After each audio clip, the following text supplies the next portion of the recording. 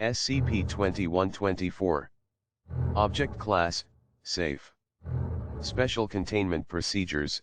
SCP-2124 should be kept in a secure storage locker, sized at least 50 cm by 50 cm by 10 cm. This locker should be kept sterile, free of moisture and airtight whenever practicable in order to prevent SCP-2124 from deteriorating.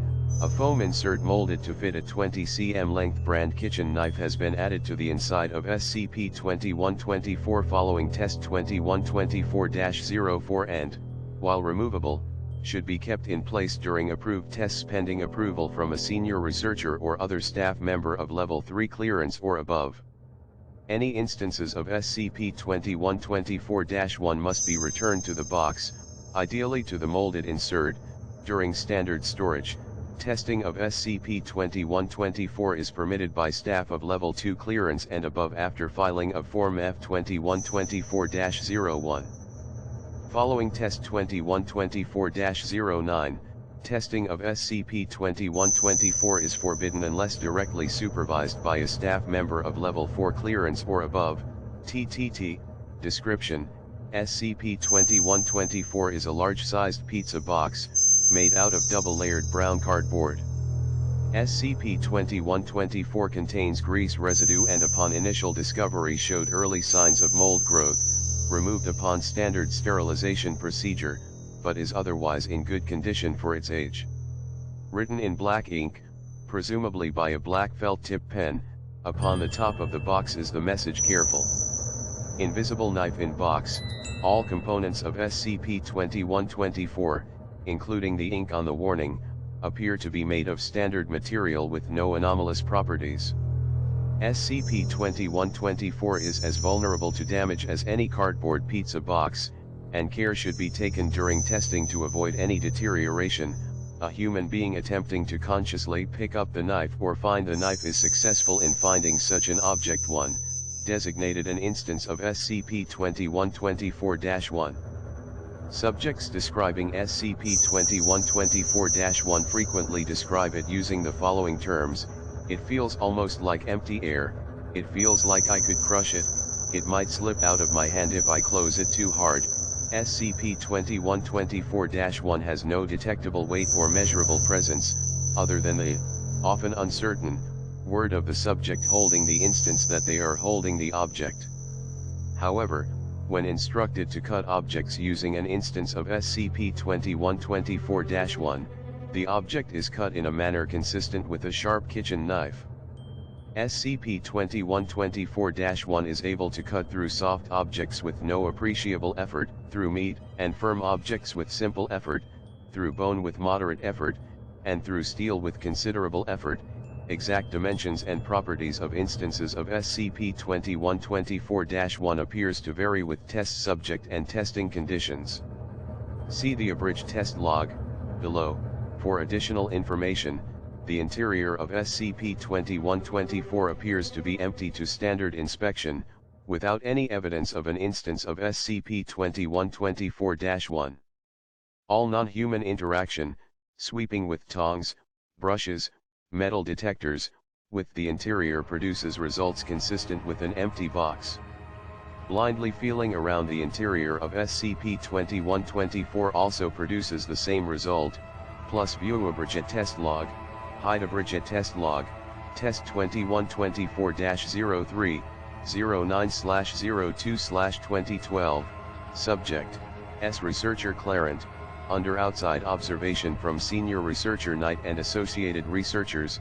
Events: after tests 2124-01 and 2124-02 established the general properties of SCP-2124, Researcher Clarent tested the ability of SCP-2124-1 to cut various objects, especially those that are not normally easily damaged by a standard kitchen knife. All tests were performed in a standard Foundation testing room. Objects successfully cut: falling silk handkerchief, small piece of SCP-2124, T-bone steak from standard Black Angus cow, stainless steel screw.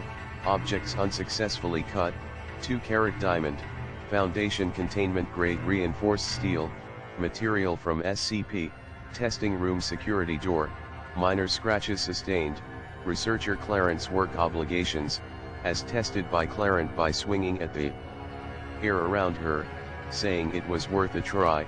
Test 2124-06, 19/02/2012, Subject, SD Class Personnel D903, D108, D299, as supervised by Senior Researcher Knight and Associates.